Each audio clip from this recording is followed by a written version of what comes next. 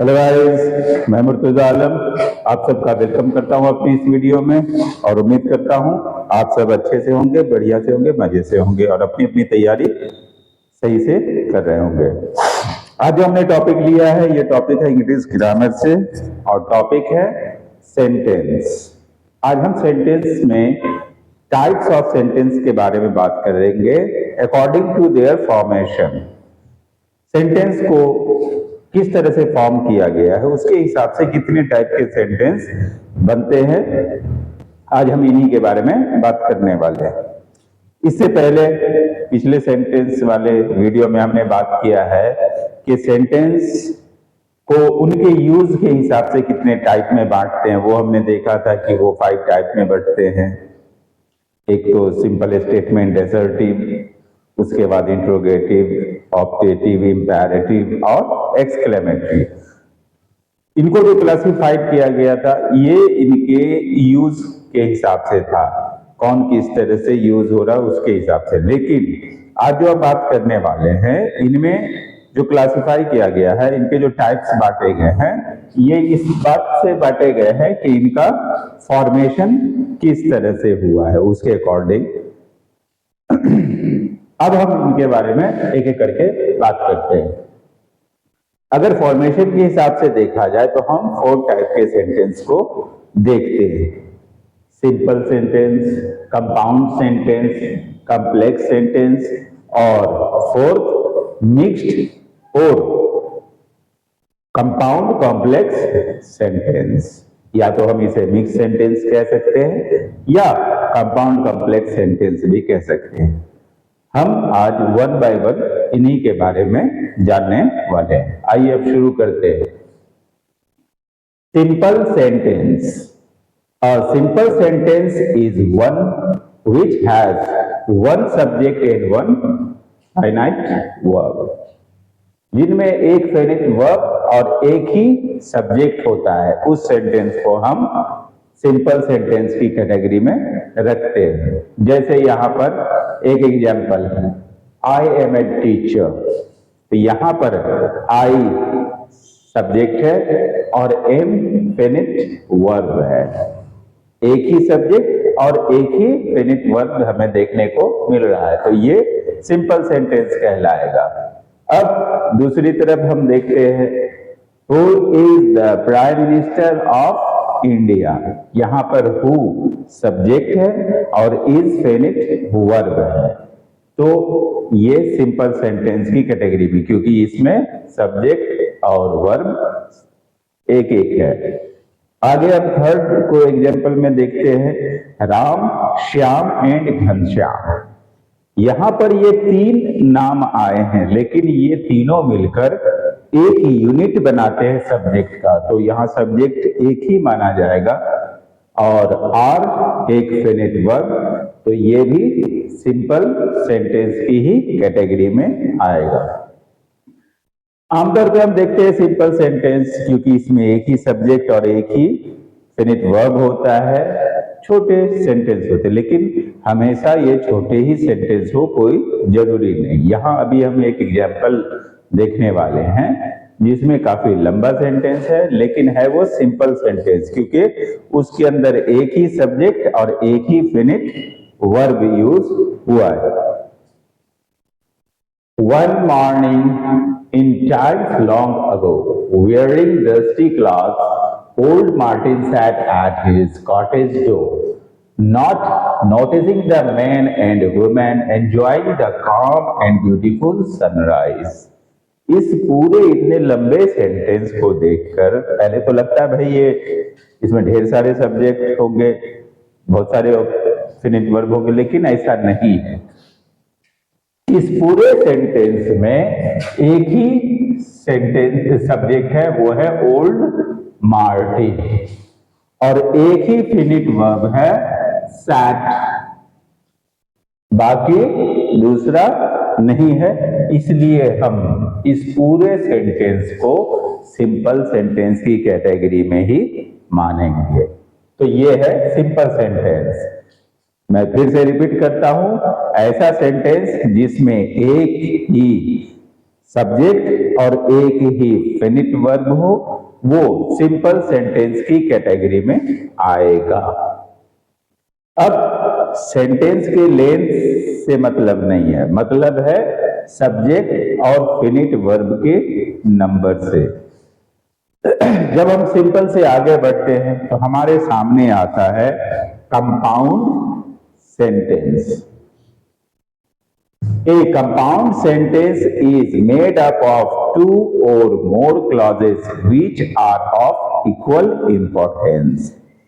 ये दो क्लॉजेस से बनते हैं और दोनों ही क्लॉजेस इक्वल इंपॉर्टेंस के होते हैं, मतलब दोनों ही कोऑर्डिनेटिंग क्लॉजेस होते हैं जो कि किसी कंजक्शन से आपस में जुड़ा होता है, कोऑर्डिनेटिंग कंजक्शन से वो जुड़ा होता है। जैसे एग्जाम्पल यहां देख लेते हैं, Mohan is reading and Sohan is writing. यहां दो सब्जेक्ट है और देख रहे हैं, ये दो सब्जेक्ट कह लीजिए या दो क्लॉज कह लीजिए, ये एक कोऑर्डिनेटिंग क्लॉज एंड से आपस में जुड़े हुए हैं और इस तरह से एक कंपाउंड सेंटेंस का फॉर्मेशन होता है। दूसरा देख लीजिए, यहां पर Mohan is reading, Sohan is writing, both are equal and added by and, दोनों ही इक्वल है, ठीक है, इनमें दोनों ही क्लॉज इक्वल इंपॉर्टेंस के होते हैं। आगे हम बढ़ते हैं, आई केम, आई सॉ, आई कॉन्कर्ड। यहां पर ये तीनों को आपस में, ये तीनों ही क्लॉज जो है कॉमा से कनेक्टेड है, तो ये भी कंपाउंड सेंटेंस की कैटेगरी में ही आएगा। इनमें हर एक का इक्वल इंपॉर्टेंस है, कोई बड़ा छोटा इसमें नहीं है। She felt very tired so she went to bed. यहां पर दो क्लॉज देख रहे हैं, शी फेल्ट वेरी टायर्ड और दूसरा है शी वेंट टू बेड। इन दोनों को सो का यूज करके जोड़ दिया गया है और इस तरह से कंपाउंड सेंटेंस की फॉर्मेशन होती है। यहां एक चीज नोट करने की बात है, जब दोनों ही क्लॉज में सब्जेक्ट सेम हो तो ऐसे में जो सेकंड क्लॉज है उसके सब्जेक्ट को रिमूव कर दिया जाता है। जैसे यहां पर इसको दोबारा इस तरह से लिखा है, she felt very tired so went to bed.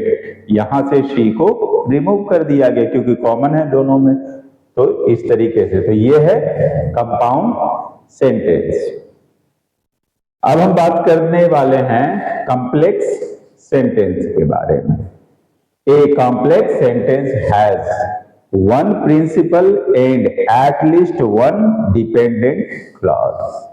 एक कॉम्प्लेक्स सेंटेंस वो होता है जिसमें एक प्रिंसिपल क्लॉज होता है और कम से कम एक डिपेंडेंट क्लॉज उसके साथ जरूर होगा, और ये सबऑर्डिनेटिंग कंजक्शन से ये आपस में जुड़े होंगे। जैसे my father laughed when I told a joke.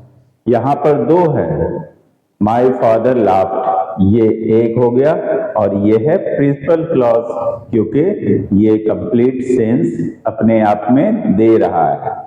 I when I told a joke ये कंप्लीट सेंस नहीं दे रहा है, ये अपना सेंस कंप्लीट करने के लिए इस क्लॉज पे डिपेंड करता है, इसलिए हम इसे डिपेंडेंट क्लॉज कहेंगे। यहां पर एक चीज गौर करके देखते हैं, here both has a subject and predicate and they combine to form a complex sentence. इसका अपना भी सब्जेक्ट है, प्रेडिकेट है, यहां भी अपना सब्जेक्ट और प्रेडिकेट है और दोनों ही सबऑर्डिनेटिंग क्लॉज के साथ जुड़कर ये एक कॉम्प्लेक्स सेंटेंस बना रहे हैं। और इसमें जो यूज होते हैं ऐसे कंजक्शंस अक्सर यूज करके इनको कॉम्प्लेक्स सेंटेंस में बदला जाता है, जैसे after, although, as soon as, because, before, even, otherwise, since, that, unless, until और भी बहुत सारे। इन सब का यूज करके कॉम्प्लेक्स सेंटेंस की फॉर्मेशन की जाती है। अब हम आगे बढ़ते हैं और अपने फोर्थ टाइप के सेंटेंस को अकॉर्डिंग टू देयर फॉर्मेशन में उनको हम देखते हैं। जैसे इन्हें हम मिक्स्ड सेंटेंस कहते हैं, या इसका दूसरा नाम कंपाउंड कॉम्प्लेक्स सेंटेंस भी है। A sentence which has two or more than two principal clauses, ऐसा सेंटेंस जिसमें दो या दो से ज्यादा प्रिंसिपल क्लॉजेस हों एंड वन और मोर देन वन सब ऑर्डिनेट क्लॉजेस, और साथ ही एक या एक से ज्यादा सब ऑर्डिनेट क्लॉज हों, is called a mixed sentence. उसे हम मिक्स्ड सेंटेंस या कंपाउंड कॉम्प्लेक्स सेंटेंस कहते हैं।